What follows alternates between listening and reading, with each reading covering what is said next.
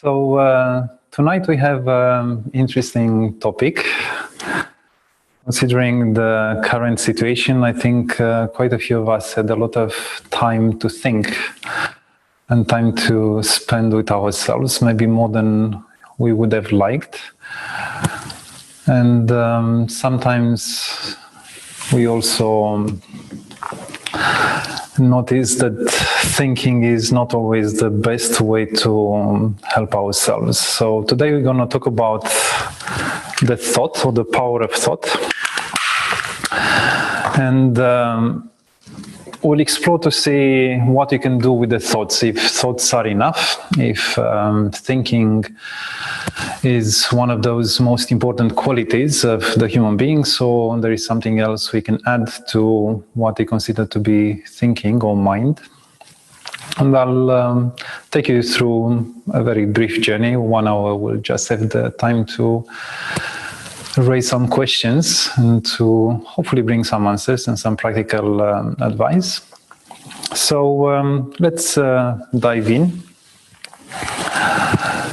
We will start with the definition of mind and thought. I like to do this for my presentations. Before the definition, I just extracted a few quotes, and I'm sure that some of us, sometimes we do struggle with this type of attitudes, and I'll just read it for those maybe who cannot read it on the screen. One quotation from Bram Stoker: "I am all in the sea of wonders. I doubt, I fear, I think strange things which I dare not confess to my own soul." And another quotation there: "Every thought is a battle, every breath is a war, and I don't think I'm winning anymore." So all of us have been through this kind of attitudes once or twice in our life, or maybe more often. And obviously that there is the bright side of this story. We'll explore it today. So let's see if we can engage the thought to our own advantage, to our own evolution and growth. And just very briefly, I don't want to insist very much with this introduction, but just to see what the dictionary has to say. The mind is considered to be the part of a person that makes it possible for him or her to think, feel emotions, and understand things. That's from Cambridge Dictionary. Another view from Merriam-Webster Dictionary: the mind is the element or complex of elements in an individual that feels, perceives, thinks, wills, and especially reasons. The conscious mental events and the capabilities in an organism, and so on. I won't insist this, and let's see some definitions about the thought. Something that is, so the thought is something that is thought, such as an individual act or product of thinking, a developed intention or plan, and definitely we engage the thought in planning ahead. Something, such an opinion or belief, in the mind. And another thing that I'll come back, and it's very useful for our presentation: the action or process of thinking. Yeah. Cogitation, the serious consideration or regard to something, recollection or remembrance, or the reasoning power, or the power to imagine. So I'll come back to some of these aspects, and we'll debate them a little bit to see how useful they are in our lives. And we will start with a very modern quotation, very favorite to many reasonable and reasoning people. It's what Descartes said a while ago: "Cogito ergo sum," I think, therefore I am. Now, we think that our humanity is defined by the capacity of thinking.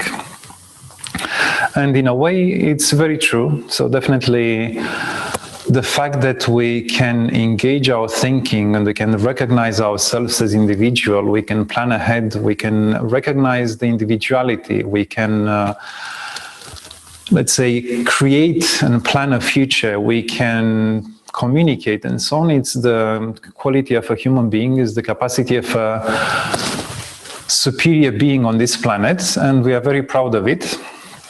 But also in time, and I'm sure all of us, we are not babies anymore, and we've been past the age of growing up and teenage and even early youth, in which we understood that, or through which we understood that thinking will not always sort out problems. So the very fact that education provides us with, let's say, information, the fact that we are trained to compute lots of things, to even the fact that we need about 16 to 18 years to be to function in this society.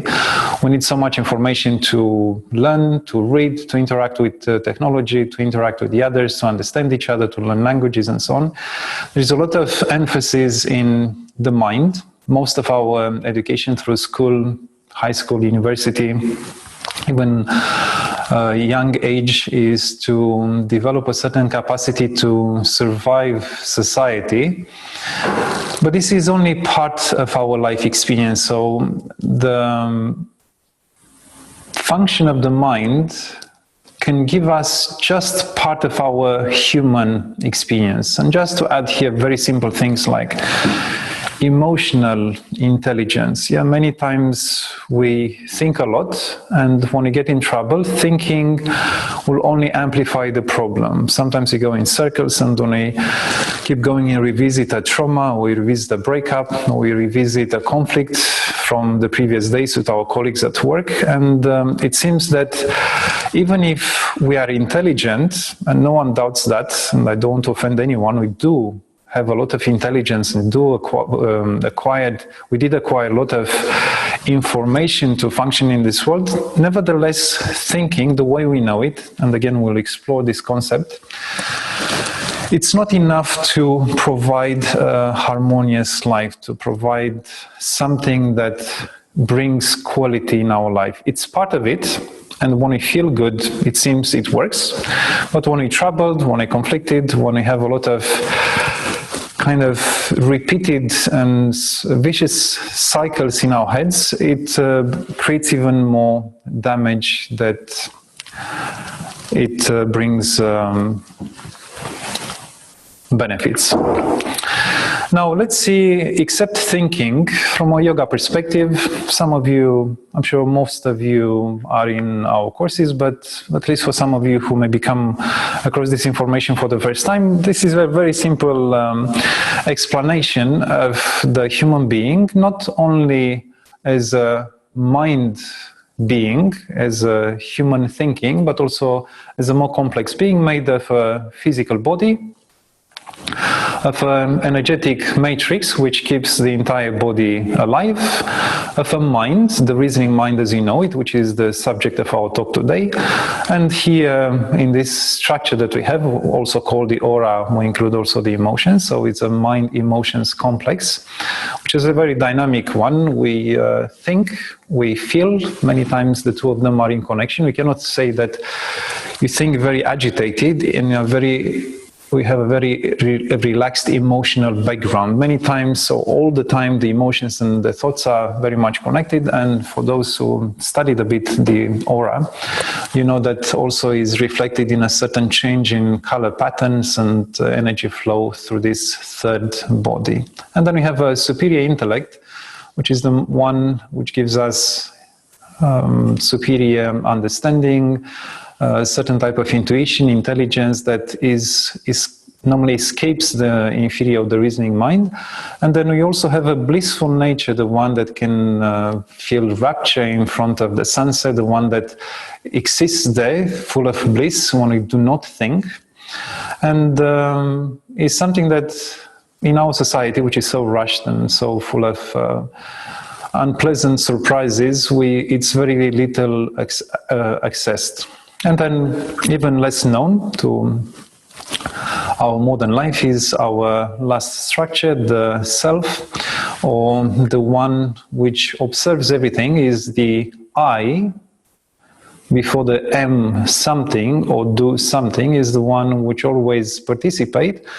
And funny enough, even if we think we participate in life, many times we find ourselves caught in routines. Many days go one after the other, and we catch ourselves maybe after 1 or 2 weeks remembering almost nothing that we've done. So it seems that we do go in some automatic habits and we find ourselves not being there, even if we are, even if we run from one thing to another, even if we think we participate and we are part of this whole journey.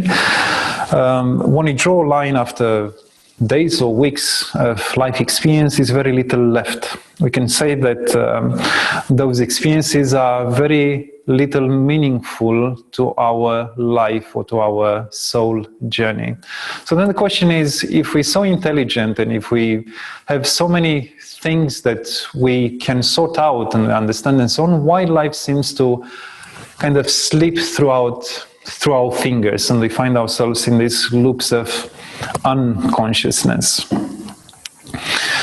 And again, very briefly, I'll give you another view upon the mind, starting with a very simple one, and I'm sure most of you are familiar with this. We can speak about the conscious mind, and I could say is what happens now. You think of something, or maybe you make associations related to the elements and the notions that I express now. You bring new ideas in your life, in your projects, you solve problems at work. So it's the present thoughts, is the participation to thinking, to observing, to computing, to understanding, to make connections and so on. Is the one that we used when we open the eyes. We think we are conscious. But again, maybe you see that in the brackets is the thoughts we are aware of, but it's the kind of thoughts we are aware of, because when we say conscious, it should leave a trail of consciousness behind. And again, I just mentioned that we find ourselves in many thinking processes, leaving hardly anything that impacts in a positive way our life. So conscious mind, but let's stick to this convention. The conscious mind's the thoughts that appear when we are awake and when we use the mind as we know it. And then we have the subconscious mind. We can say this is an accumulation of habits and expectations and those things build in our back of our mind. It seems to run our life when we go on the autopilot. I just give you a very simple example. You do something physical, or you listen to something, a piece of music as you walk down the road. And then there is something happening, even if you think and you have snippets of thinking and thoughts coming in and out, there is something that happens at the back of our heads. Sometimes they're happy thoughts, maybe it's a background of happy thoughts and associations. Many times, especially when we are rushed and stressed, is many things that pop in our conscious mind, and very many times we don't know where they come from. For example, we revisit, without wanting, past trauma. We still criticize our boss because he or she told us off yesterday and so on. There is something in our, we can say something in our subconscious that brings an anxiety, brings agitation, brings a certain feeling or a certain thought pattern. So we could say that the subconscious mind contains is a source of, let's say, not necessarily wanted things, tendencies, aspirations, or by the opposite, troubles and sadness and depression and so on. And we can say that is a part of our mind that we don't have control upon. Now, there is a problem because this subconscious mind, or what happens there, is out of the reach of our normal life.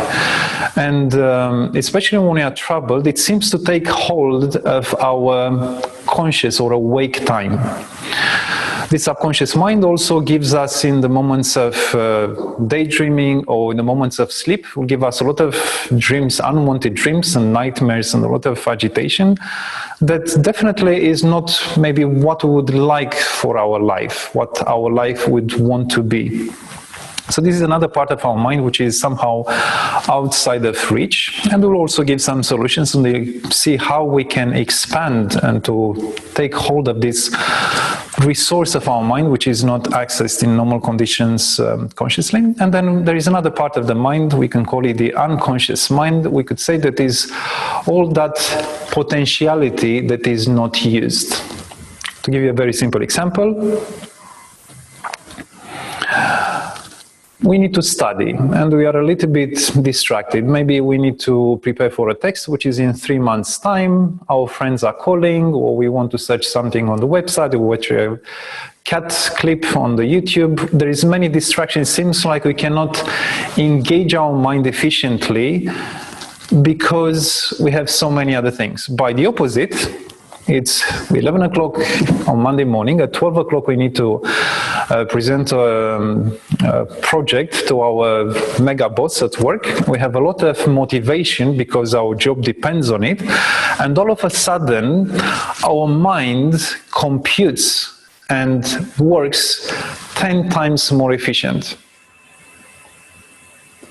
The question is, what is the difference between the two scenarios? What makes one context make our mind work amazingly fast and amazingly efficient, and in the first context it's just dispersed, it doesn't seem to gather the words together, we cannot read more than 5 minutes before our mind wanders off and so on. So it seems there is an untapped potential in our minds that belongs to a realm which again is under the threshold of consciousness. And then, again, it's a very interesting part of ourselves, which I hope that all of us will want to unlock. And for those who already started many parts of self-development, you already started to enjoy and to engage. And as I promised, we will speak more about this. And I just extracted just very, very briefly to give you a very technical description of how the yoga tradition sees the functions of the mind. And I put them in 5 categories. So the first category of functions is the... One second. It's the correct knowledge, methods of correct knowledge. One would be the perception, inference or logic, and the authority of a competent individual or information revealed by a competent text. Now, even the act of perception, if we think of it as we know it, it's many times filtered by our incapacity to stay focused, or by the fact that while perceiving something, we have so many other distractions. For example, some difficult emotions, or maybe sometimes is the just partial awareness of the environment, or partial awareness of what another person tries to say, or even many times imposing filters of the mind upon what is said. For example, creating a lot of labels and deductions and prejudices and so on, which actually filter the process of perception. So just imagine that when it comes to the correct knowledge, we need to do a lot of training in order to have the correct perception. And in the yoga tradition, for example, the training of the mind, the training of meditation and so on only leads to empowering the mind to function correctly. And then inference and logic is what the mind does. And we are very good with these things. We are trained quite a lot. And also helping ourselves with the opinions that we trust of authority, like for example someone we believe that is good in a particular field of science or particular field of spirituality, or reading something which inspires trust and somehow fits and clicks with those things that we already know, definitely will bring correct knowledge in our life. The incorrect knowledge comes from ignorance, and so when the mind is not focused on the truth or focused on transformation or collecting the correct data. And when ignorance settles in, then definitely this is not how the mind should be used. So ignorance, egoism, or selfishness, attachments, repulsion or hate, and preservation instincts. All these, in the moment when they are instated in our mind, in our life, then it's very difficult to see the world for what it is. So we take any of those. As I said, I don't want to insist here, but just to give you a taste of how yoga used to look at these things and categorize it very clearly and look at all these functions and see, okay, this is correct and this is incorrect. Just to take one, let's take attachments. We are attached to our knowledge. We'll take a very simple attachment. Are we attached to our knowledge? I'll see how attached I am to my knowledge in the moment when you'll start to ask me questions at the end of the presentation. And to see if the mind functions correctly or not in this presentation. So attachment to knowledge. Just like a very simple statement. Spiritual knowledge escapes the reasoning mind. I'm making a statement. Now, if it was to be true, this statement, we can say that anything that we reasoned right now is completely useless in our pursuit for spirituality. This is extremely offending to the years of training and understanding and the things that we memorized and the many things that we practice and the conversations that we have.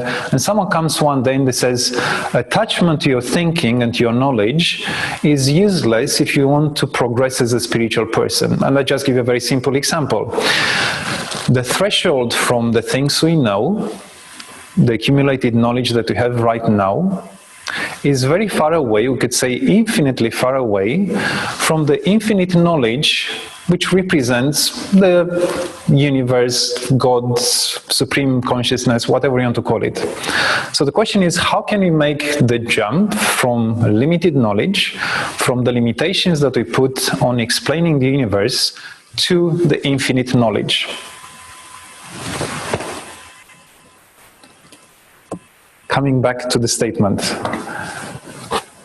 Attachment, and I just give you a very simple attachment to knowledge. Attachment could be to a certain person or to a certain emotion, will filter the reality or even will hinder the progress of our spiritual evolution, because it brings limitation. It puts us in a box related to the things that we believe we know. And I just picked an example there. I'll just repeat the 5 types of incorrect knowledge, or the filters that we put, is ignorance. I don't need to explain here. Egotism, or selfishness, or ego-centeredness, the fact that we think we are what we are, and actually is much more to it. Attachments, repulsion or hate, which creates a lot of separation, not just with another person, but actually it makes us small with our consciousness. And preservation instinct, which basically we act not better than the animals. Someone asked some questions, so let me see if they're relevant to my presentation. I'll leave some space for questions and answers. But this is not very relevant to the presentation, so I will continue with my presentation and continuing with the functioning, with the functions of the mind. Complex imagination, or power to work with concepts, vikalpa, and I'll come back to it. Is a very important function of the mind, and we'll see how to engage this. Sleep, and here the yogis insisted for thousands of years that we should train to be conscious in sleep and to make use of that time, which is quite a big chunk of our conscious time. Oh, sorry, it's a big chunk of our life. And memory. And then I don't need to insist here, the greater the memory, and especially the spiritual memory, the more efficient is our spiritual transformation.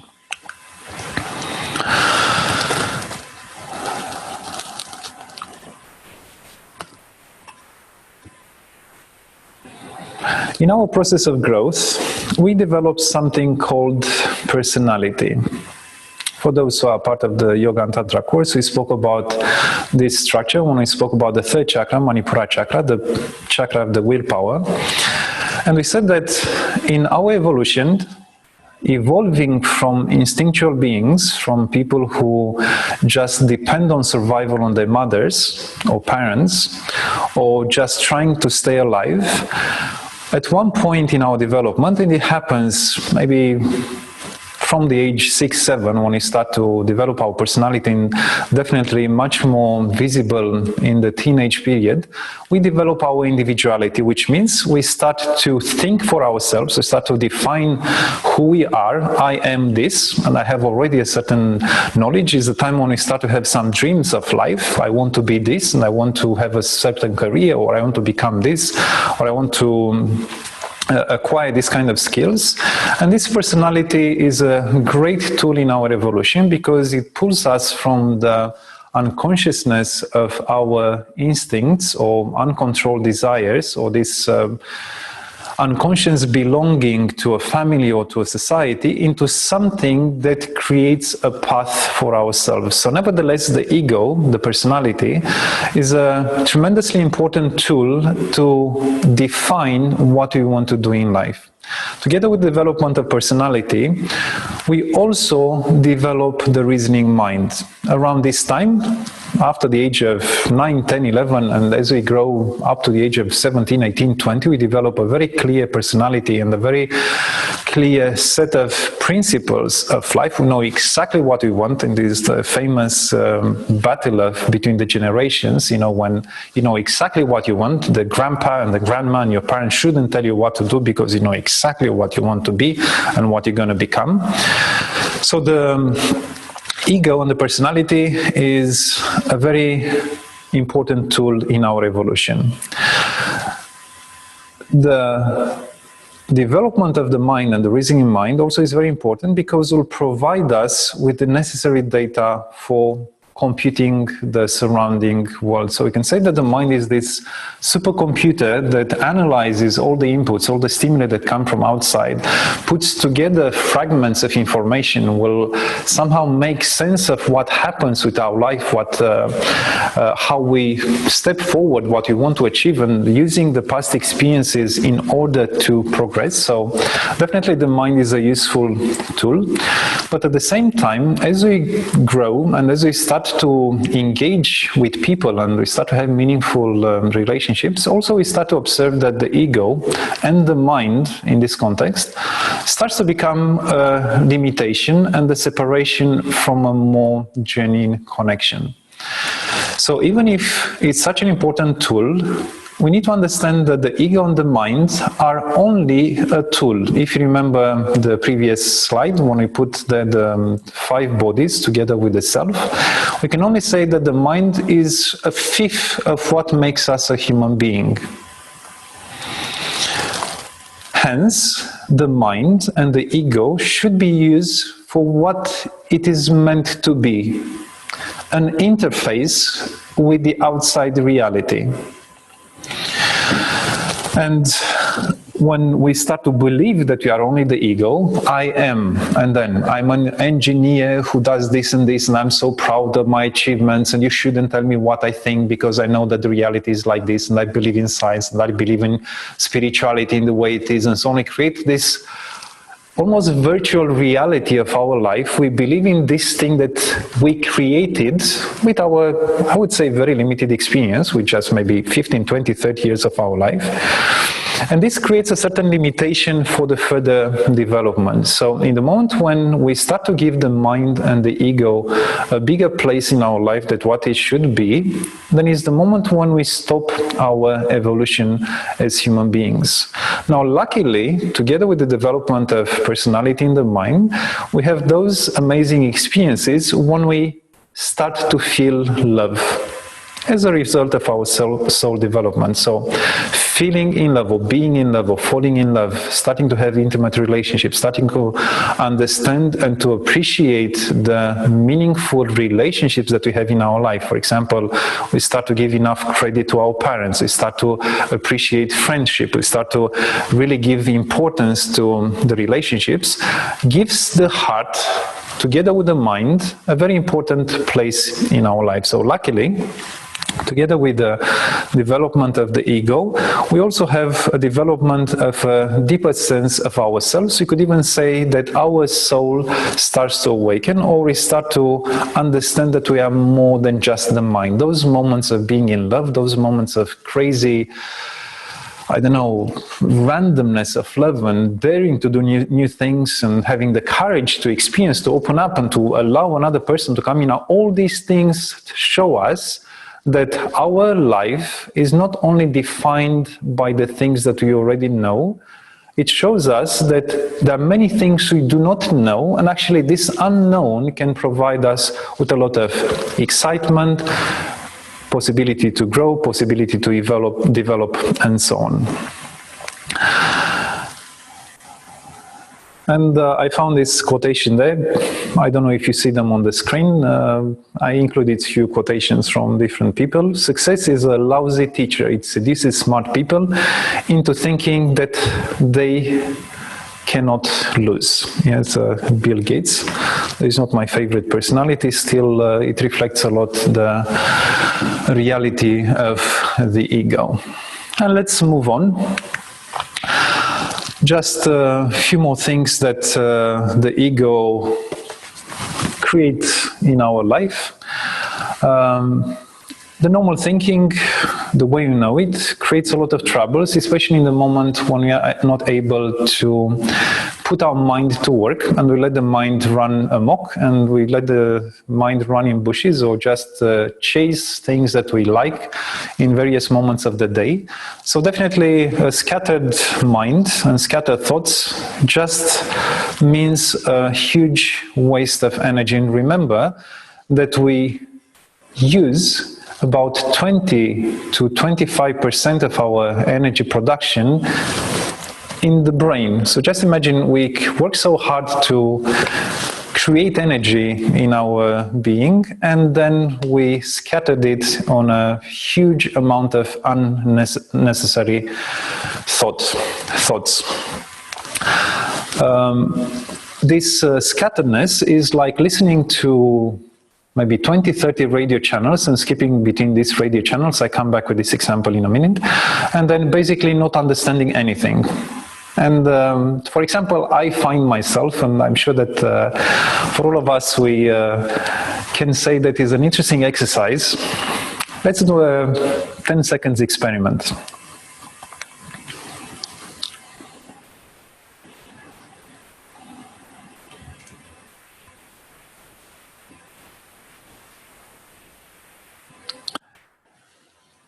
Become aware right now of the thought that was the last before I start speaking. And try to trace back the intermediary thoughts that happened from the moment when I stopped talking in those 10 seconds. How many happened in the 10 seconds I was silent?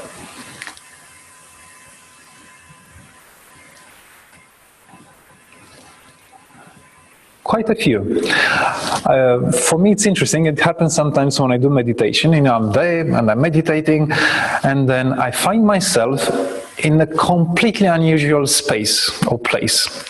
And it's so amusing. I'm like, okay, how on earth did I end up here? And I try to trace it back, and sometimes it's such a ridiculous connection between thoughts. It starts with a small thought, maybe I am hungry, and I find myself on the beach 10 years ago having an ice cream. And definitely there is some intermediate thoughts which led me very logically, unconsciously logically, to that moment. And it just shows how quickly the mind gets distracted and starts to jump from one thing to another to very little end, to very little effect. Yeah, so what I'm saying here that the thought has a tremendous power, but not one is scattered, not one is wasted in many directions at the same or in a very short span of time. Also, we think to ourselves that we want to create something in our life. So I want to be happy. And then there is a voice that we don't pay so much attention, but it screams 10 times louder, I am depressed, or I am miserable. Someone says, you are what you think. And you will say, okay, so what shall I say? Just think very powerfully, I am happy. And because you are not used to, will say, I am happy. But I am so desperate. You know, there is this voice that booms, is booming at the back of our heads because this was the experience for the last 10 months. How do we sort that out? Because it seems that little whisper won't make no change in our life, considering there is another bigger voice that shouts much louder all the time. And then there's a lot of unknown, a lot of anxiety and fears and many other things that happen at the background of our thinking, which a lot of the times create a lot of troubles, and there doesn't seem to be any resolve to this. Now, I really enjoyed that quotation that you see that on the screen. I enjoy talking to you. Your mind appeals to me. It resembles my own mind, except that you happen to be insane. Now, you can easily imagine that the other person thinks exactly the same. So this is how we connect to one another. We're quite fascinated with the randomness of other people's thinking. But nevertheless, we find ourselves exactly in that position. And then one more thing I wanted to mention before I jump into the positive side of the talk. The fact that a lot of the time, because of this training that we are provided during our education, we think that we can sort out our problems. Or, even more proudly, we think that we can sort out everyone else's problems or the world problems. But thinking alone, considering that thinking is just one part of our being, will never go very far. So we have a soul, we have a higher dimension of our being. So let's see how we can engage the thought in making it efficient in our life. Considering that we are a little device. You didn't see that previous slide, no? That was my last slide. I just realized that you only saw me.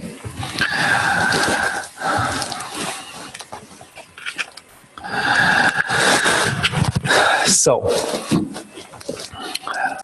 we are little radio boxes resonating with many, many broadcasting stations in this universe. As I said earlier, we listen to a lot of channels. We are in contact with the whole universe and the surrounding ambience based on some affinities in a particular moment. For example, I am happy. Funny enough, I see all sorts of happy reasons around me. The sun is shining, the birds are chirping, the people are happy, they're amazing. I am miserable. I find as many reasons to think that life is miserable and everyone else is miserable.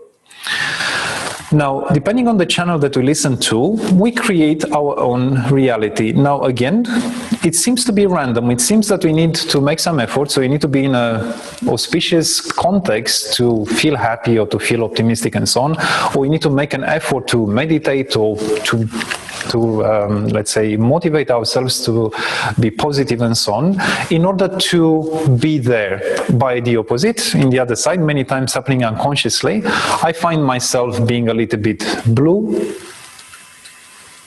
depressed, scattered, a bit sad, missing someone, having my heart broken, and so on and so on. It seems we are this mixed bag of information, feelings, and all sorts of life experiences that escape our conscious choice.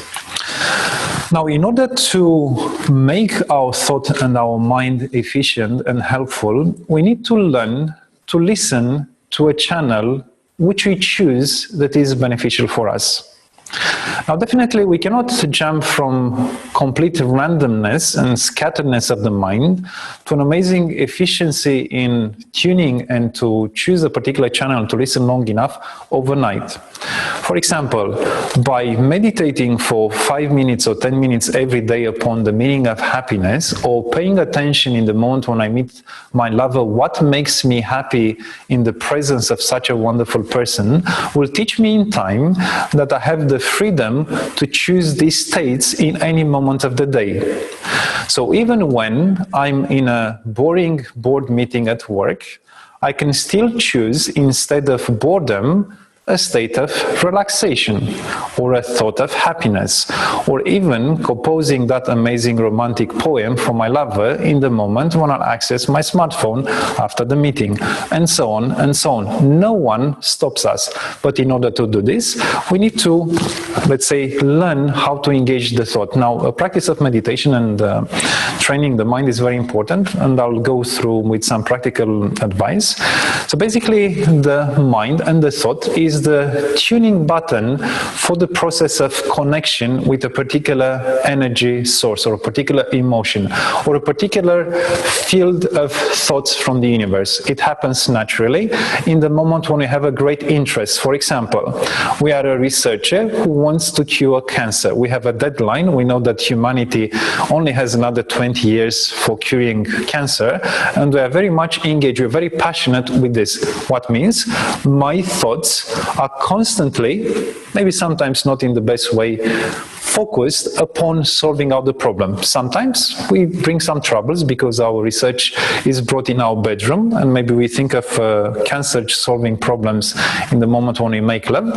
So obviously, in this case, maybe we need to train also to stay upon intimacy when we meet our lover, or we meet our friend, and we need to listen rather than still solving out our cancer problem, and so on and so on. You can take any examples in this direction. Now, in order for a thought to become this tuning button to a particular channel, we need to make it continuous. So the power of concentration upon a certain idea or a certain state or a certain feeling needs to be long enough to make an impact.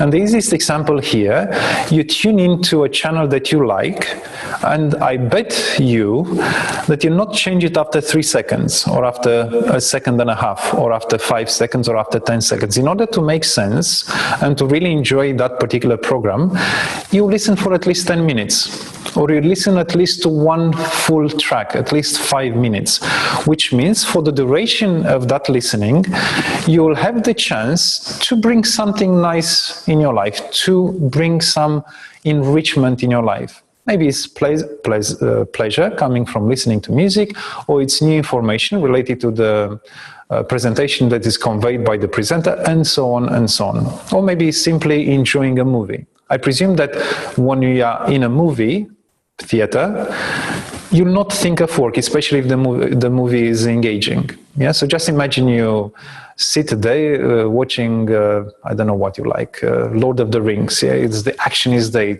We saved the planet, we saved the Hobbit land. Yeah, so we are there with the characters, and then all of a sudden we think that we forgot to deliver the project yesterday. I doubt. Which means we tune in to a particular aspect, which is maybe the state of heroism, participation in that story, and then we ignore everything else. So that channel is open for a period of time, which brings a certain, I don't know, information or emotion. I don't know, excitement, or I don't know, heroism, or whatever happens there in that state, in that scene. So this capacity to engage for a period of time will create our capacity to bring enough information and enough, let's say, feeling, life experience, so that it becomes familiar. And why do I insist with this familiarity? Because in the middle of the board meeting, when the boredom strikes, if you are not familiar with the feeling of relaxation, if we didn't repeat it long enough, maybe 10, 20, 15 times, so the feeling of excitement, or the feeling of being romantic, or the feeling of being in love, just imagine how life would be in those moments of mindlessness at work. Just imagine you are there listening for 1 hour. How long can you listen? 10 minutes? And maybe less, 5 minutes. Someone is making me a sign. And there's one moment, I'm getting bored. Okay, what do you do the rest of 45 minutes? Just imagine how it is to engage your mind creatively for whatever, either to stay focused and to have 100% of information transmission, which is quite a feat, we have to admit, 15 minutes, 100%, not one word missed, which is an interesting training. But if it's not so relevant for your amazing love story that just happened until 8:15 in the morning, to recreate that feeling, and not necessarily to have the mind drifting off, but to create that feeling of love, or connection, or humanity that happens in that room beyond this dry intellectual communication, and to add a certain human quality to something which for many other people seems boring. What about that as a challenge when you go on Monday at work, or when you have to listen to a blabber for more than 5 minutes? What happens if we engage the mind creatively, we keep the thoughts so focused on that channel of compassion, understanding, human connection, and so on. So this power of the mind to stay focused, it shifts us in a place where you want to be. How is that? It means we design our own life instead of being a result of randomness of our mind preferences. And I would bet that such a day will be a much richer day than in normal conditions. And so that's an interesting maybe homework for all of us. Also, when it comes to this battle between conscious and subconscious, this conscious thought definitely needs to be, the voice of the conscious thought needs to be much, much stronger than the thought of the subconscious mind. And now a few practical recommendations. Some ways in which we, quite naturally, we can make the mind work for us. For example, excitement, being passionate, participating, really wanting to be there, wanting to engage, just being there. Then obviously any kind of training of the mind, for example, the training of concentration through yoga exercise, through any kind of mind exercises, any kind of memory exercises, improving memory exercises and so on. Engaging the imagination in a controlled way. And that could be part of your office training. See what you can come up in 40 minutes of your morning briefing meeting when you are not, let's say, needed there. Meditation and contemplation. Empowering the subconscious mind and accessing the power of the unconscious. And let's take them one by one, because I would like you to have also some practical elements to use in your daily life. So, excitement, fascination, and passion. When we are excited, we are there. And there is nothing else that takes the field of our attention. We can say that the mind has the capacity to always be focused on something. Now, when we say that we are scattered or unattentive, we are attentive on something else. Now, why do we switch the attention? Because the first object of attention is not interesting enough, and because the other thing either moves, or it's new, or simply happens in the field of our attention. So basically, this switch of attention happens when the first object of our concentration is not exciting enough. Now, the state of excitement and passion and this fascination is something that we can create at will. For example, if you feel that your mind drifts off right now, you can get excited upon the subject presented here. the power of thought. I'm sure you're super excited, so that's why I'm here. So if the excitement is here, definitely you would have kept above the 5-minute average of attention span, up to almost 50 minutes now, your attention upon the subject. Here and there, definitely you had to make some connections so you can assimilate through your own experience and to root in your own, let's say, life experience the information presented. But otherwise, if the presentation was interesting, your mind kept coming back to the subject of our presentation. Now, this excitement, as I said, can be created. Now, in order to create excitement in the mind, we can double it with strong emotions. Yeah, so if I love what I do, I'm going there for the lecture and I'll be super excited, then I have the chance to stay longer focused for the presentation. If I go there and meet my lover and if I'm excited about it, I forget completely about work and I tune in to love, romanticism, excitement, and so on. So I don't need to insist here.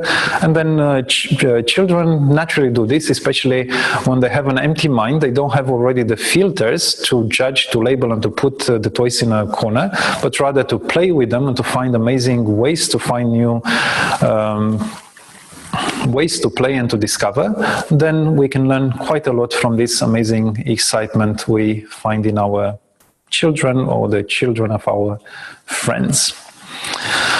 I won't insist here. Mind concentration, I see most of you are in our courses. For those who are not, training the mind is very important. There are very simple exercises of training the mind, sometimes trying to focus on a particular object, trying to stay focused upon a certain task, and creating a certain discipline of our mind. We give ourselves maybe 30 minutes work, and then 5 minutes break, or even 10 minutes very intense work, intellectual work, or paying attention to a task that you perform and then having a break and continuing with this. I came across a very interesting person who holds quite a few Guinness records on very silly things, even covering some massive boulders with knitted fabric. Anyway, he's one of the guys who struggled in school in paying attention, and then there was a very smart teacher or therapist at one point, and he said, okay, whatever you do, just do it for 5-10 minutes, whatever you can focus on, and then take a break and do something else. And then after 5 minutes, do something else and come back to the thing that you initially did after another half an hour. And actually, he trained himself to do so many amazing things in his life that he surprised the whole world. And what he says after 30 or 40 years of life, even to this day, I cannot focus more than 15 minutes. But when I do it, I'm very efficient at what I'm doing. Then he switches and he does something else. So even this kind of training, focusing intensely on a task and then switching, but always staying with that task for long enough so it becomes meaningful and efficient, improving memory as well, and any type of exercises that will increase our attention span. I need to read this. I really liked it. If I had a rose, for every time I thought of you, I'd walk through an endless garden of roses. What about that as imagination? What about that as for the board meeting? Now again, if it's just an intellectual approach and then we just jump from one thought or from one nice quotation to another, definitely this is not necessarily controlled imagination. What I mean here is that one choosing a particular feeling or thought is to be able to stay with it for a period of time. If, for example, we want to think of a future for us, and I'm sure that most of us, we know of the power of intention, the fact that we want to be something or to reach something, we need to put a lot of, let's say, heart into that dream or that imagination or that intention.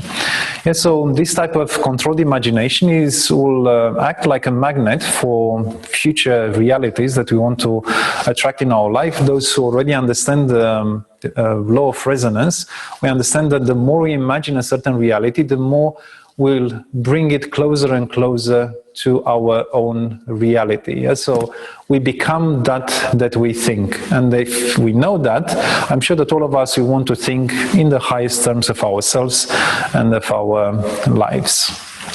Now, in the moment when the imagination is not controlled, we come back to the same subject of scattered thoughts. And this again, like listening to many, many channels without paying much attention to neither of them, and creating a very chaotic life out of our control. And then definitely the practice of meditation and contemplation, it's a great way to put the thought to its best work. And one of the ways to meditate, for example, is to experience the present moment. And if we think what gives dimension to our own life is what we experience right now. Those feelings of fear, or those conflicts that we bring from the past, those expectations and dreams and maybe frustration that we have because we may think or we don't think we have the chance and so on. Most of the things that are related to the past and future, they hold very little value unless we are very conscious and we approach them being centered in the present moment with the intention of making them a valuable lesson in our life. For example, I'm very conscious of me right now having a particular problem or wanting to improve something, and I look in the past and I'm picking a subject and I'm using it to improve my condition in the present moment. I'm now being kidnapped by all the problems or never-ending traumas that we have in the past. It steals our life from us because we are not in the present moment. So for example, meditation, contemplation, any kind of techniques that will make us aware of us in the present moment and us operating in the past or future, being rooted in the present moment, will allow us to create this healthy relationship with the past and future, with the past extracting lessons and improving our future condition, and the future designing a life that we want to achieve. And then also through meditation, we can achieve almost the impossible, or what the mind thinks is impossible, to achieve a state of existence beyond the mind. Now, the superior understanding of us existing outside of the realm of me thinking, I am because I think, it's quite a courageous step. And most of the time the resistance towards meditation comes from this ego preservation instinct of continuing to exist based on things that happen, things that might happen, all the things that I know, and not letting this grip go away. In the moment when we transcend the reasoning mind, we will find a higher quality of existence. We find a space filled with inspiration, with bliss, with beauty, with connection with the higher self. It's a certain intellect which escapes the reasoning mind or the sequential mind, and many times when we come back from this type of connection with the higher self or the higher intellect, we can have access to superior knowledge. And there are moments when we write poetry, we feel very inspired to paint, to write a new book, we have amazing understanding of the life principles, of the universal works and so on. There are those moments when we escape the very limited me, the one defined by the bubble, the prison of the ego, and we understand a connection between us and a much bigger existence. So this is what the meditation does. It allows us to escape the ordinary and to have a snippet of the extraordinary. Now, the training of the subconscious mind can easily happen through the training of positive suggestions and force ideas. And I won't insist here. I'm sure that many of you at least tried, but as you see with the quotation there, it will not happen just repeated once. So if my subconscious mind shouts, I am useless, then I need to tell myself 10,000 times, I am successful, until the sound of my conscious voice becomes and fades away, makes to cast away that bad habit that that subconscious mind had. And there are many, many ways in which we can empower the subconscious. One of them with these force ideas, also through the practice of meditation, introspection, and becoming much more aware of what comes from our subconscious mind, and to deal consciously with those tendencies.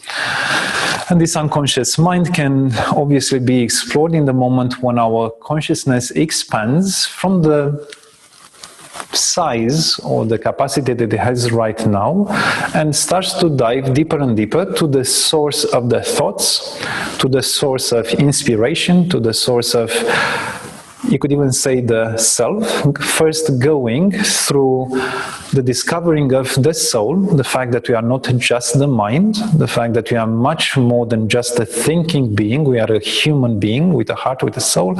And then as it dives deeper and deeper, finding the essence of who we truly are. So through these techniques of training the mind, techniques of mind concentration, techniques of contemplation, meditation techniques, and even giving ourselves those moments of being with ourselves without the burden of the noise of the mind, gradually will allow our soul to get bigger and bigger. And this voice of the heart, luckily, has intrinsic intelligence and wisdom, which will guide us to what you can call it the essence of ourselves, Atman in Sanskrit, the one which unites us. It's the reflection of the infinity within. So, as the quotation says on the screen there, everything begins with a thought, and the thoughts are turned into plans, and the plans are turned into reality.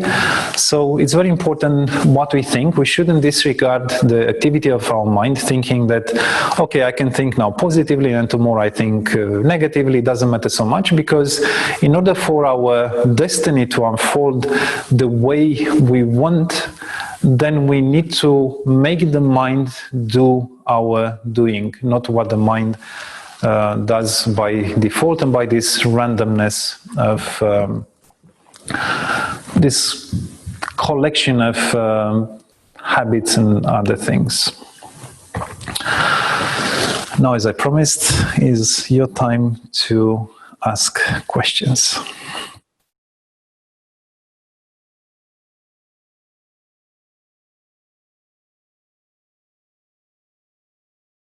You have to unmute first, like myself.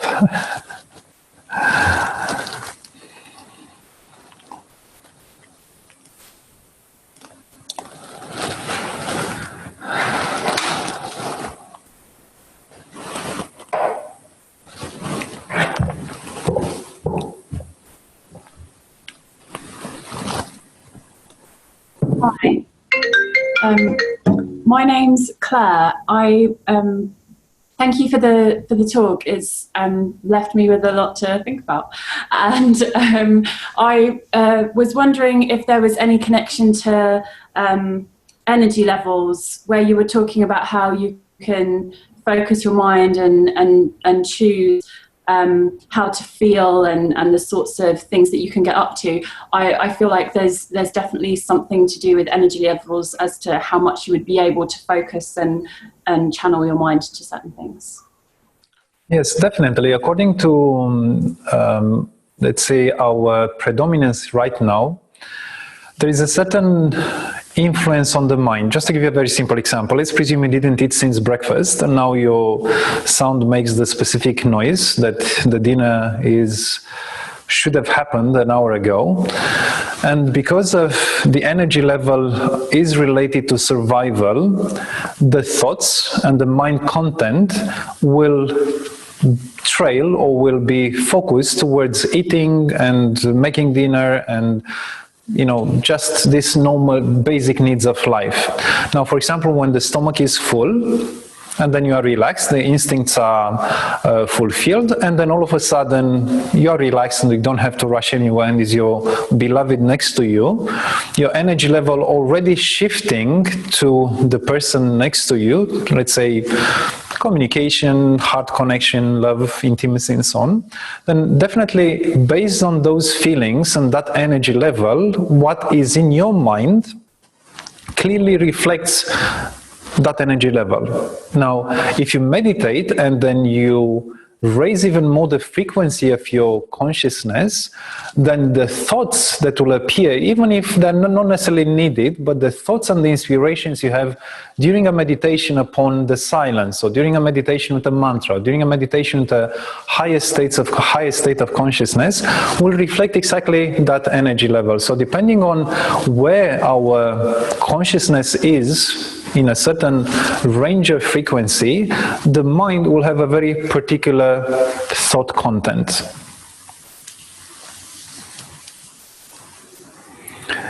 I hope it answers, but also it's possible, it's a little bit harder to engage the mind on a thought process which brings a particular energy level.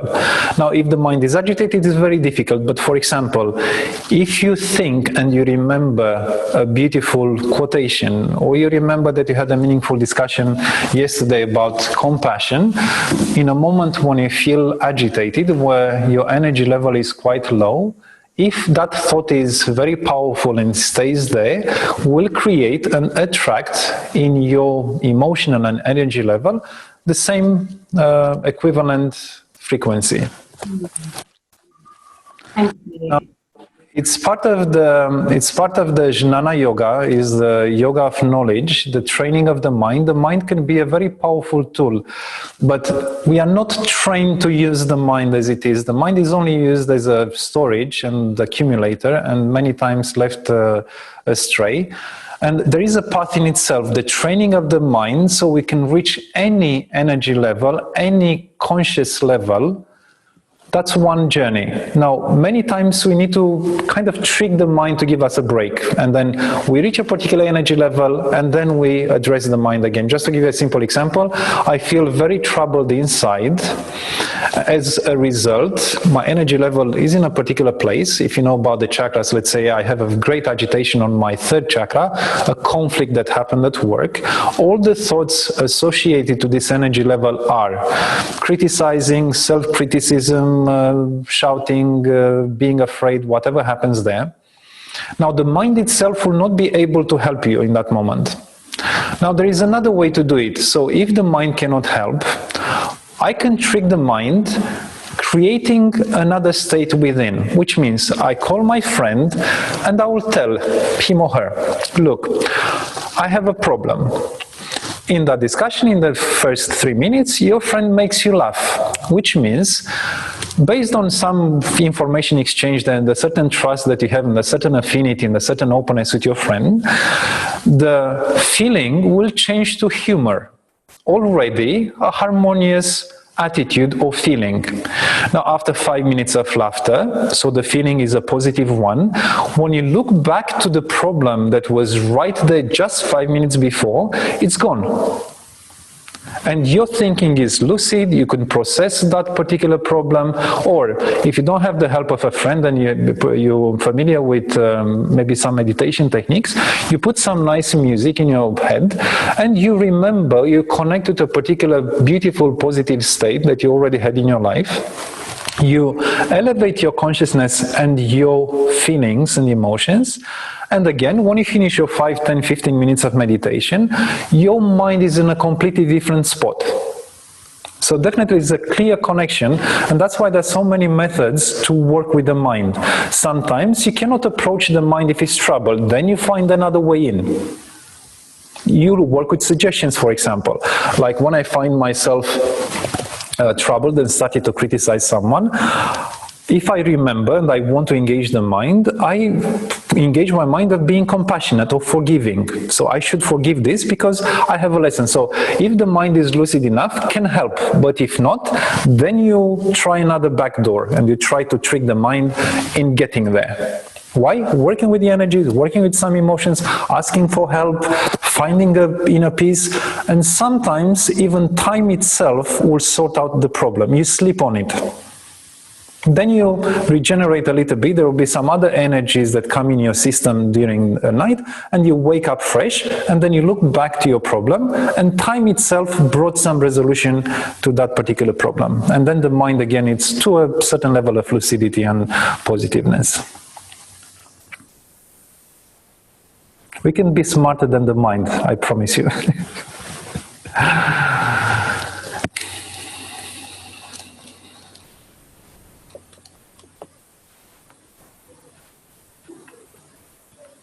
If you have other questions, or if you want to share some things, I'm sure that some of these statements brought some practical examples. Let me read also some, let me see if anyone wrote any questions. Okay. I have a question, Bogdan. Can you hear me? Please. Hi, it's Tracy. Nice to see you. I just sort of a question when I was just listening to you talk just then, and it's to do with meditation and emotion. So I find, like what you're saying, that for me, meditation improves everything, and it helps me find answers to solutions, helps me find, clarity, peace of mind, all these sorts of things. But I notice that when I'm emotionally unsettled, or I'm upset, or like I'm emotionally unsettled in some way, I never feel like doing spiritual practice. And it feels quite... I just feel like I don't want to meditate, or it feels hard to meditate if, say, I'm upset, if I'm actually emotional. Is it not good? Is it better to find a way to honor the emotion before you then do something like meditation? You cannot meditate if there are very difficult emotions and they keep you in a loop of thoughts and unwanted feelings. So definitely anything else that takes you out of the loop of emotions is helpful before you do the meditation. For example, I would do some yoga practice, elevating some of these energies, do a little bit of inner alchemy with energies, and then I'll attempt a meditation. Or if I feel myself tired or a bit stressed from work, I'll come home, do 5-10 minutes relaxation, and then I'll attempt meditation. Or if I'm really, really troubled, watch those cat videos. They're very cute. Put you in a mood of fluffiness and cuteness and so on, and then attempt meditation. So whatever works, definitely don't meditate when you're troubled inside. Unless your power of meditation is really great, so when you can engage the mind over the emotions, which is very difficult for many people, then do that if you're a very good meditator. For most of you who studied meditation in our school, you notice that meditation always has 2 stages of preparation. One is related to the physical preparation, in which one of the stages is relaxation, which calms down the mind, and the second one is a great work upon emotions, creating a very positive self-image and good connection with the spiritual environment even before starting the first stage of meditation. So meditation without being in a good space is almost useless, because you will just close the eyes. So you think you meditate, is a daydream, and depending what kind of dream is, could be a day nightmare instead of a meditation. So yeah. That fits with, it feels quite instinctive to me. It feels like if I meditate when I'm upset, I'm just going to be amplifying or going into the emotion. I don't feel like I'm strong enough to somehow override it. So that, what you say really fits with how I feel it, that I need to go for a walk or write or do something to sort of let the emotion be expressed in some way. And then when I'm feeling calmer, to then meditate. So it's useful to hear. Thank you. For example, I had a little workaround. About 10 years ago, I was going through a break-up, and I would be quite on top of it most of the time. My mind would be, yes, I deserve it, I need to learn this and this and this, and then it would hit me at other times, you know, so yeah, but what about me, poor me, you know the story.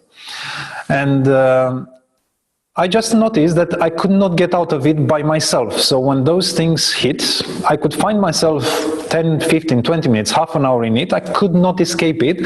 I could even look at myself and not being able to escape that hardship in emotions. And what helped me in that period, for example, I used to meditate with this track, was related to a particular cosmic power related to space.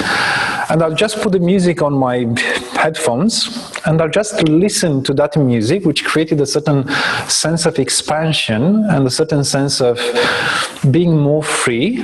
And then I put the headset 10 minutes after, I'd feel back in my lucid, good me. And then again, I could process even the hardships and the emotions that 10 minutes before I could not escape from. So whatever helps, whatever works. Meditation always should have a stage of preparation, in which I would strongly suggest that meditation is after a minimum period of practice, maybe some practice of yoga postures or relaxation, or happening in a good place where there's not a lot of mind troubles or a lot of agitation, or even doing it in between things, where there's a lot of expectations or rush.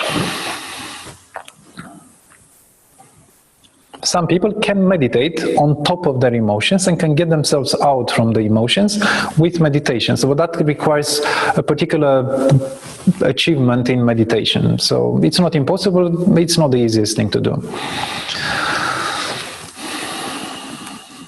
Music meditation helps. Sometimes this background, a background of nice music, will help you to choose a state and to stay with it, even if you're a bit troubled in the first few minutes. Other questions? Hi, Bogdan. Thank you very much for another beautiful class tonight. I was just wondering, with imagination, particularly in meditating, is it fine with the idea that your imagination is sort of based on what you've seen or heard or read or think you know? And so, for example, when we're doing the Laya yoga meditation, I always think about, space and what I've maybe seen in a TV show or something like this. And then when it comes to affinity, I'm like, well, I don't have any reference here. So I kind of let go, because I'm like, I don't know what infinity looks like or seed looks like or might be. And is that an issue, or is that fine that like our imagination is based on things that we've been told or seen? Depends very much. For example, if it's difficult to focus the mind on something abstract, for example, we close now the eyes and we focus on the void, or we focus on infinity. Now, if that doesn't resound in your mind, if your mind has no starting point even to comprehend the term, then what will follow after my statement will be the mind struggling to even find something. Will be no silence, will be no void, will be no infinity, will be nothing. Will be just a continuous attempt of the mind to make sense of it. So that's not meditation. Now, it's better to choose something which is relatable and somehow it's close to that term. For example, void. If void, for example, for me, it's a really big expanse on the top of the mountain I visited 3 years ago, and is that horizon that expands to infinity, or is the space of the cosmos that I see in the middle of the night, then I start with that. It's better to start with something which the mind considers it as a clear object of concentration, because otherwise the mind will switch to random things, to many other things which are nothing to do with the meditation. So sometimes it's very important to start with something, for example, if I say, imagine that you meditate in a sacred space. That might be the Thai temple in which you had an amazing opening of the heart 5 years ago, or three months ago when I visited that place. You had a nice feeling, and for you that means sacred. Or for some other people, sacredness is when they go in the church in front of the altar. Or for some other people, sacredness is when they see their lover naked just before making love. Or for some other people, sacredness is the image of the guru, or whatever. It's better to start with that. But if I tell you, focus in the sacredness of your spiritual heart, if that is just an abstract concept which has no resounding in your construct of the mind, then the mind cannot catch it, and the mind will still try to find something else. Yeah, so it's good to start with something which your mind can compute. Now, in time, Due to direct spiritual experiences, these concepts will come closer and closer to what they really are. For example, let's meditate upon silence. And you'll understand that silence is not just the silence of the surrounding ambience, it's not just the silence of the mind, it's not. Silence will have a very deep meaning, or let's meditate on the void of the infinity, or the transcendence. And now you already have some experience, you have some snippets of that direct experience, and then you don't even need so much imagination, because you start your meditation based on a direct experience, and you only build on that. So that's why sometimes when we already have some experiences, it's good to maybe leave behind those maybe a little bit more mundane or individual or very particular things, and you already start to relate to something that was accessible to you, you repeated it a few times, and then you can only build from there upwards, and then you have, let's say, more and more chance for higher states of consciousness, spirituality, and so on in that subject. Thank you.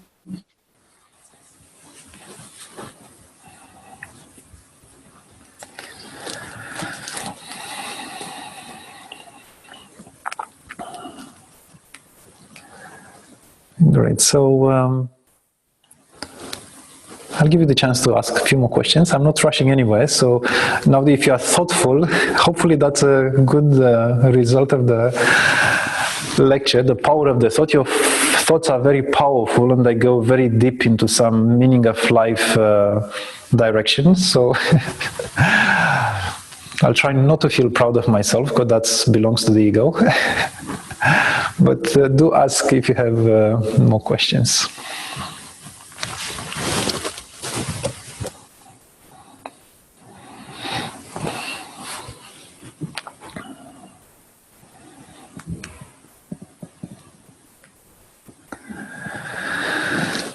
Now, as a conclusion, in order for the mind and the thought to have a positive impact in our life, we need to make it powerful and to bring it under our conscious control. If the mind is out of our control, if the mind controls us, then we need to look into it, and then to start somewhere. Start with simple techniques of contemplation, training the mind, becoming aware of ourselves, of our actions, of the one who does things, is engaged, being aware of the choices and so on. Now I'm listing them. Each of them could be an amazing training in itself. For example, the power of choice. Yeah, to be conscious every single time when you're just about to make a choice, or even more so when you're just about to react, to become conscious that we have a choice. And the more we become conscious, also the more we be considerate to take that direction, to make that choice which is positive for our life. And hence we become, let's say, the managers, the builders, the designers, the architects of our own existence. So that's what I tried to say today. So hopefully it was understood.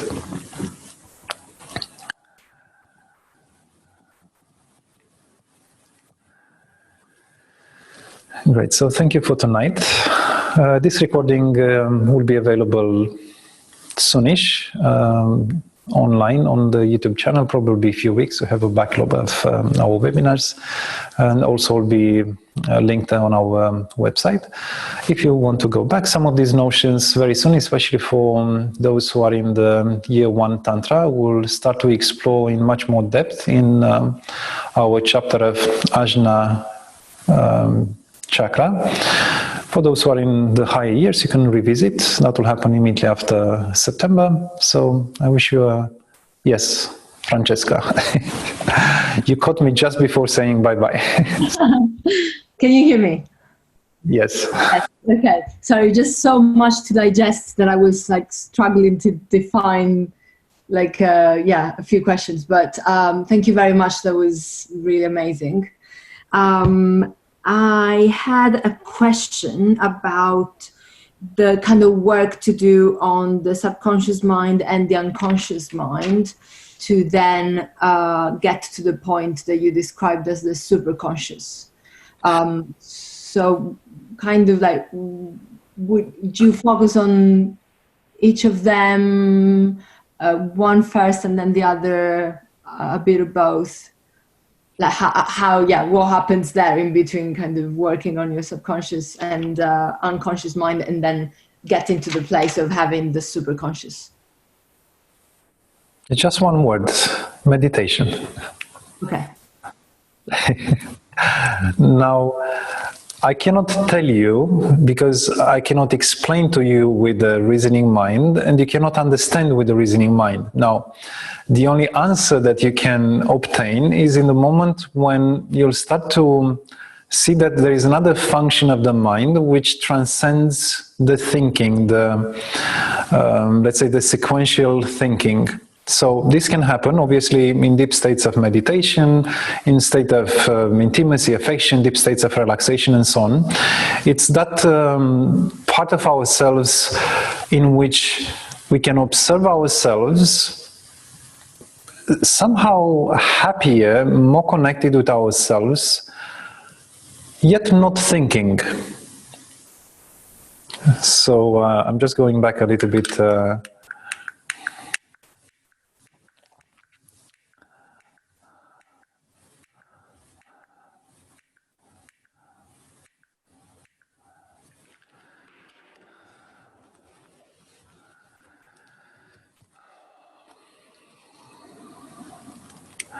This guy brought a great disservice to the human existence. Because you are not defined by thinking. Thinking is just a function. The existence is defined by being and not by thinking. Now, in the moment when we have these experiences, then thinking will play the role that is supposed to play, which is a function, it's a tool, it's an interface, the mind is the supercomputer that deals with the everyday life. Now, in order to gain more, let's say, dimensions in our unvisited part of our mind, or even to bring order in our subconscious mind, we need to expand our consciousness, our conscious, not necessarily thinking, but conscious being, into the realm of what is under the surface. Then meditation definitely will be a great tool. For example, just being with ourselves. For example, I've been in a silent retreat, and the first 3 days was like a hell. You know, it was a lot of mind agitation, was a lot of struggle trying to be silent. There was so many voices and so many conflicts keep popping up. After 3 days, the mind went silent.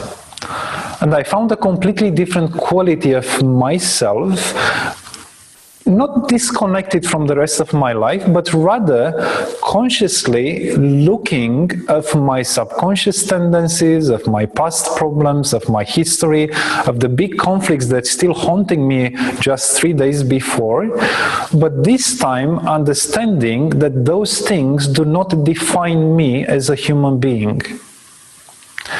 Those things existed there as a flag for me having to sort out some things to get myself out of some limitations that I imposed upon myself.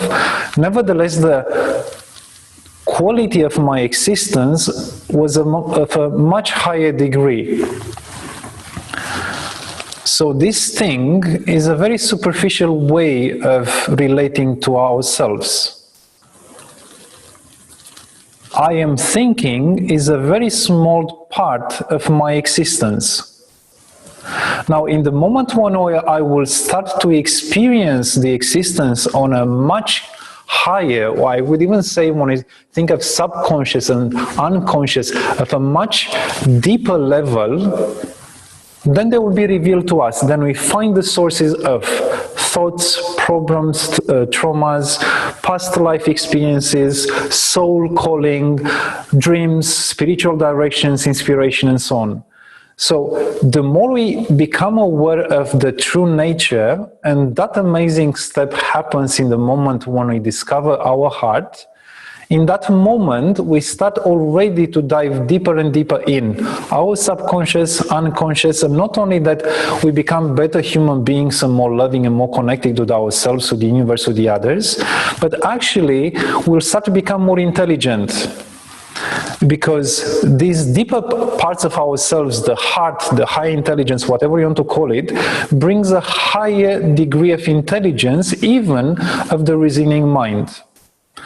So I wouldn't think to sharpen my intelligence as we know it, but actually sharpen my connection with my essence, whatever I can define it right now.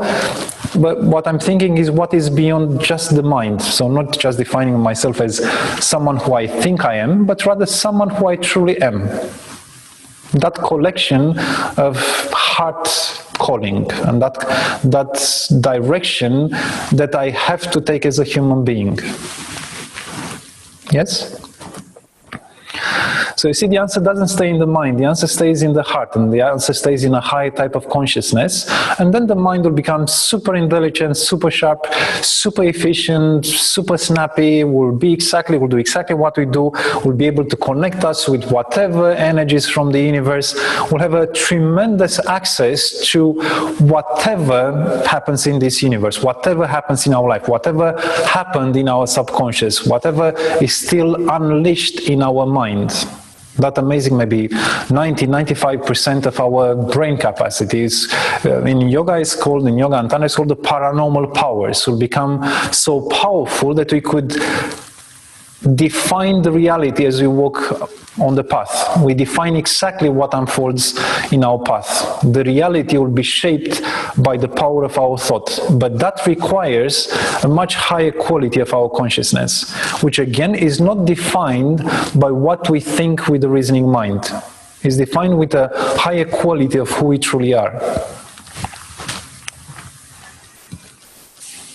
So I guess I'm just waiting for the Laya Yoga initiation then. You don't need to wait. That can be awakened through genuinely loving, through contemplating the sunset, through being engaged deeply in the reading of a spiritual book. Simply allowing yourself the space for inner peace and relaxation. The quality of that consciousness lies one step beyond the agitation of the mind. You don't need to wait for anything. Yes, that particular technique will help you greatly, but you don't need to wait for it, because it's still 10 days away. Just start to do your work if you're curious. Thank you so much. You're welcome.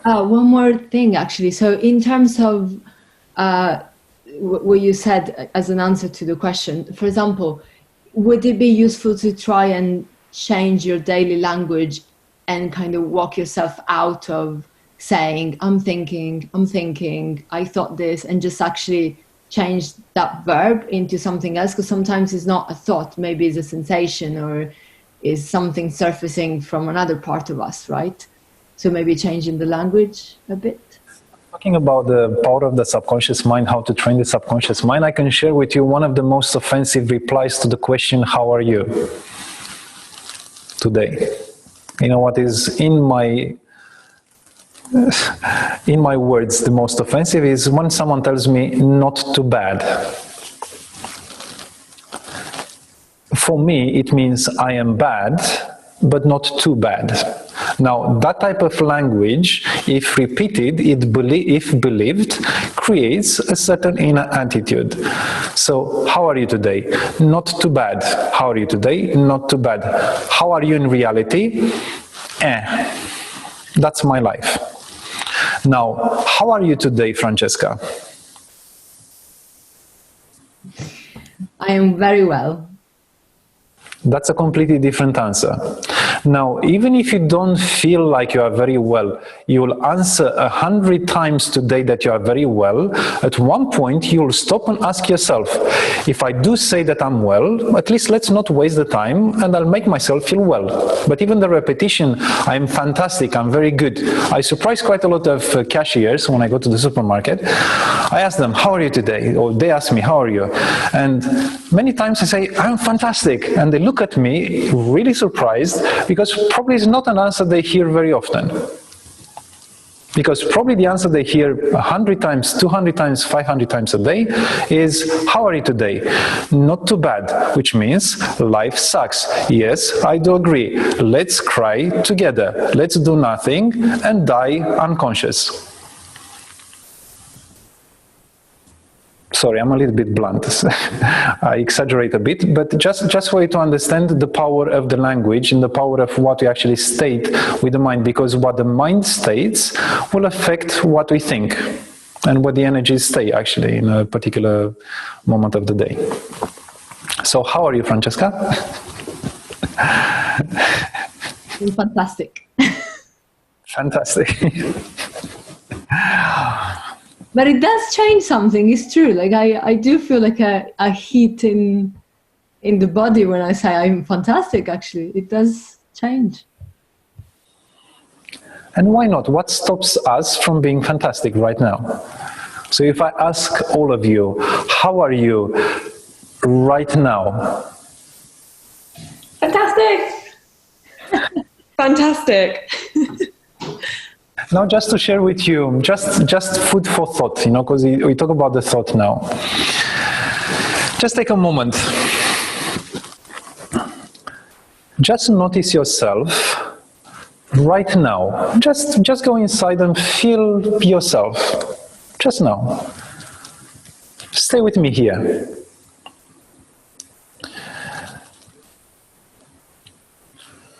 What is your problem from yesterday? What is your anxiety about tomorrow? If you are right here and right now, do they exist in reality or not? You see, this is the power of, well, there are a few methods. One of the meditation, for example, is meditating upon the present moment and bringing always over and over the attention in the present moment. That's one way. Another way is the question, who am I? For example, just asking the simple question, who is stressed right now? Because definitely my mind is stressed, there are some emotions are stressed, but there is another guy who observes the whole circus, who is not stressed, interestingly enough. But a simple practice, for example, Francesca, in the moment when we find ourselves troubled, and also Tracy, when we find ourselves troubled and we have that inspiration to bring ourselves in the present moment there is never a problem. It might be a challenge to which we can wisely choose to deal in a certain way. But the problem is not there, because in the present moment, there is not such, if it happened a second ago, it's gone. If it will happen in 5 seconds in the future, it didn't happen. So in the present moment, there is never a problem. Now, you could argue, well, let's say you are in a continuous problem. Let's say something is hurting you, something is tormenting you, so you are in that problem. But when you realize and you come back into yourself and you come back in that present moment and you look at what is happening, you'll find a completely different vision upon that challenge. Completely different. It's just one way to deal with our mind, to be able to come back in the present moment. What is your problem right now? Miraculously, is not here. Oh, it happened 10 minutes ago and you are frustrated. What happened 10 minutes ago? But your frustration is related to something which is dead in the bush, is gone. So I'm asking you, how intelligent are you to still be frustrated of something that is already gone from your life? Who chooses to continue to remain frustrated on an illusory thing? And then again, we go back to the ego discussion. Who chooses to exist in a present moment which doesn't need any kind of construction? The ego, the personality, all the habits, all the unconscious reactions. Well, then you have an answer. Who is frustrated? But are you only the ego? Is that much you can do? I'm sure that all of us, you can do much better. Now, just remind me, when you see me a little bit moody and frustrated, remind me about this talk here. So, so at least I walk the path as well. I don't just talk the path. We will just ask you, how are you today, Bogdan? Yeah, then I have no choice. That's it. Otherwise, I'll be very untrue to myself.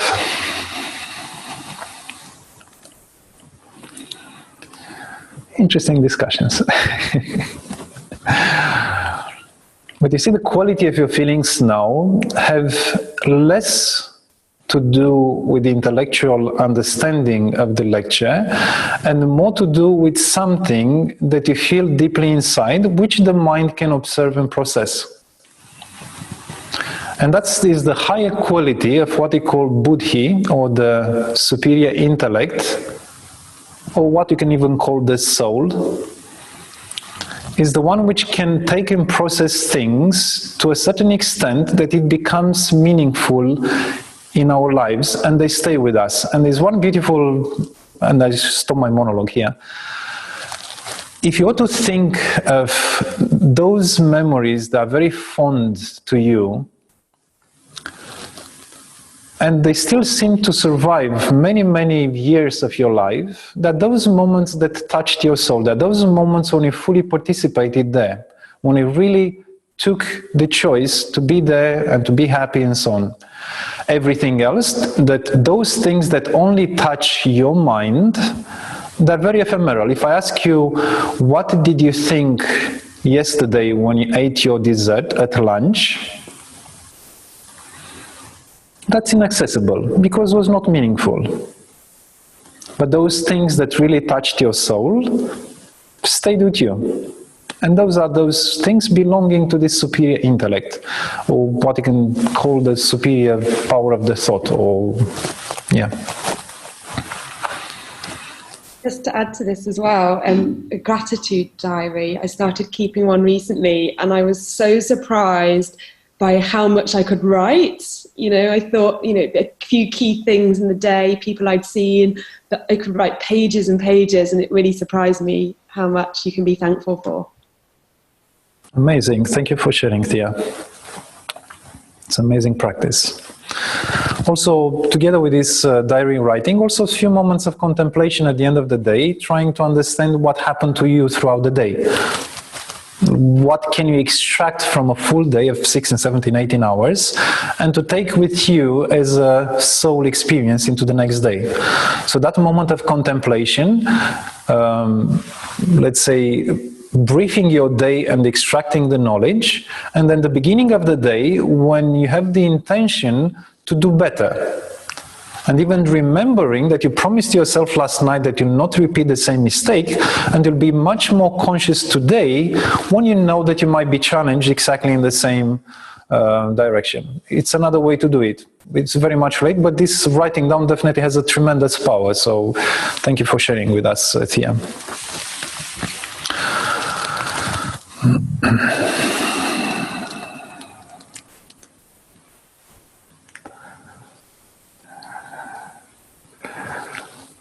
So no one wants to eat dinner, yes?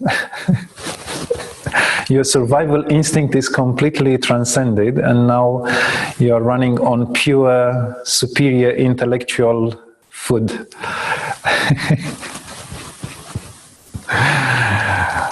It's a pleasure to have this talk with you.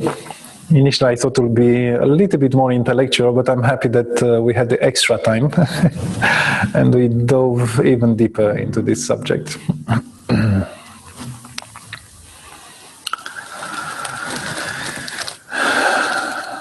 Great. As you know, it is a series.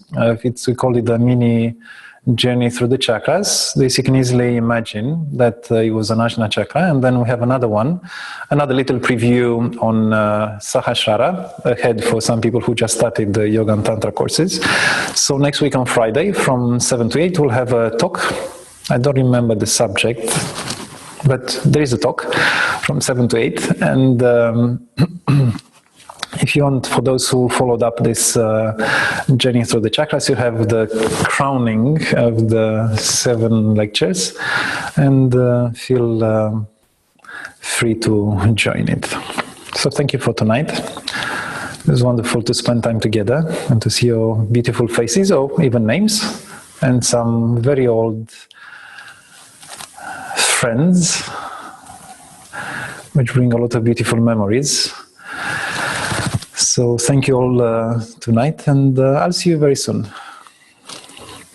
Thank you. Thank you.